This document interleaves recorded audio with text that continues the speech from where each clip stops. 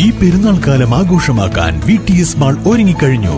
ആഘോഷങ്ങൾക്ക് ചാരുത നൽകാൻ വർണ്ണ വസ്ത്രങ്ങളുടെയും ഫാൻസി ആൻഡ് ഫുട്വെയറിന്റെയും മനോഹരമായ കളക്ഷൻസ് ഞങ്ങൾ ഒരുക്കിയിരിക്കുന്നു.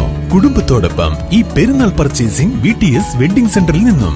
സംസ്ഥാന സർക്കാർ അനുവദിച്ച 1 കോടി രൂപ ചിലവിൽ പാണ്ടിക്കാട് കൊടശ്ശേരി GMLP സ്കൂളിൽ നിർമ്മിക്കുന്ന പുതിയ കെട്ടിടത്തിന്റെ പ്രവൃത്തി ഉദ്ഘാടന ചടങ്ങ് സംഘടിപ്പിച്ചു.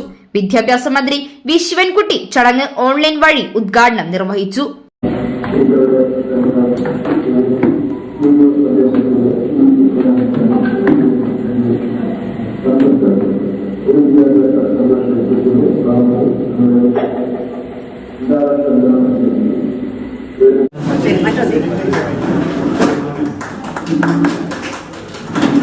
അഡ്വക്കേറ്റ് UL ലത്തീഫ് MLA ചടങ്ങിൽ അധ്യക്ഷത വഹിച്ചു.